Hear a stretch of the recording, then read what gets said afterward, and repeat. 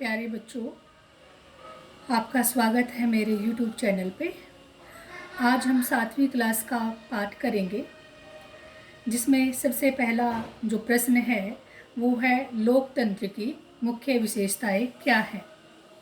तो इसका आंसर है यह व्यवस्था न्याय पर आधारित होती है। नंबर 2, सभी नागरिकों को समानता प्राप्त होती है। नंबर 3, सरकार को जनता अपने मत के द्वारा यानी वोट के द्वारा चुनती है। नंबर 4, देश के प्रत्येक वयस्क नागरिक कौन होता है? जिसकी उम्र 18 साल हो चुकी हो, वयस्क नागरिक को मत देने का अधिकार प्राप्त होता है। प्यारे बच्चों, अगला प्रश्न है सार्वभौमिक वयस्क मताधिकार से आपका क्या अभिप्राय है? यह किस विचार पर आधारित है?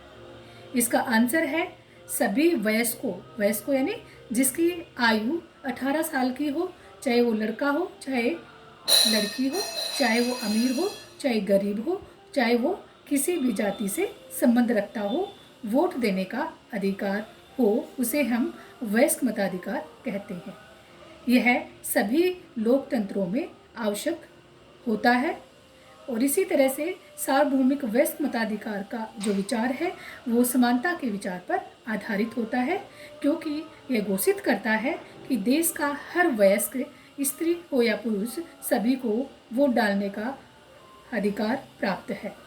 प्यारे बच्चों, तीसरा प्रश्न है संविधान के अनुच्छेद 15 के मुख्य प्रावधान बताइए। इसमें जो व्यवस्थाएं हैं अनुच्छेद 15 में, सबसे पहला है राज्य किसी नागरिक के विरुद्ध धर्म, वंश, जाति, लिंग, जन्मस्थान या इनमें से किसी एक के आधार पर भेदभाव नहीं कर सकता। नंबर 2, किसी भी नागरिक को दुकानों, सार्वजनिक भोजनालयों, होटलों या सार्वजनिक मनोरंजन के स्थानों पर जाने से नहीं रोका जा सकता। नंबर 3, स्नान घाटों, सड़कों, पार्कों का प्रयोग सभी लोग कर सकते हैं। और लास्ट में है छुआछूत का उन्मूलन किया गया है। प्यारे बच्चों, चौथा प्रश्न है भारत में सामान्यतः प्रचलित असमानताओं में एक का वर्णन कीजिए। इसका उत्तर है भारत में सामान्यतः प्रचलित असमानताओं में से एक है जातिगत व्यवस्था। यह हमारे समाज में बहुत ही फैली हुई है। ग्रामीण क्षेत्र में जातिगत पहचान का अनुभव बचपन से ही होने लगता है। शहरी क्षेत्र में यह कम दिखाई देता है, लेकिन उच्च शिक्षा प्राप्त शहरियों के मन में भी यह भावना बहुत गहरी बैठी हुई है। कई बार समाचार पत्रों में, वैवाहिक विज्ञापनों में भी यह भावना प्रकट होती है। प्यारे बच्चों, अगला प्रश्न है ओम प्रकाश का खेल के मैदान में झाड़ू लगवाना कब और कैसे समाप्त हुआ? इसका उत्तर है प्रधानाध्यापक के कहने पर ओम प्रकाश स्कूल के मैदान में 2 दिन तक झाड़ू लगाता रहा। यह कर्म तभी रुका जब उधर से गुजरते हुए उसके पिता ने अपने बेटे को झाड़ू लगाते हुए देखा।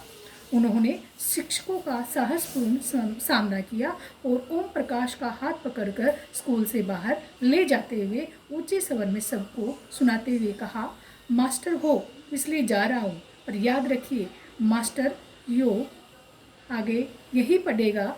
इसी मदरसे में और भी बच्चों को पढ़ने के लिए यहाँ पे लेके आएंगे। तो तब जा कर के वहाँ जो है ओम प्रकाश का खेल के मैदान में झाड़ू लगवाना बंद हुआ। अगला प्रश्न है भारतीय लोकतंत्र में समानता से क्या अभिप्राय है? उत्तर है भारतीय लोकतंत्र में समानता से अभिप्राय का अर्थ है देश के व्यक्ति, चाहे वो स्त्री हो या पुरुष, किसी भी जाति, धर्म, शिक्षा या आर्थिक पृष्ठभूमि से संबंध रखते हो, वे सब समान माने जाएंगे।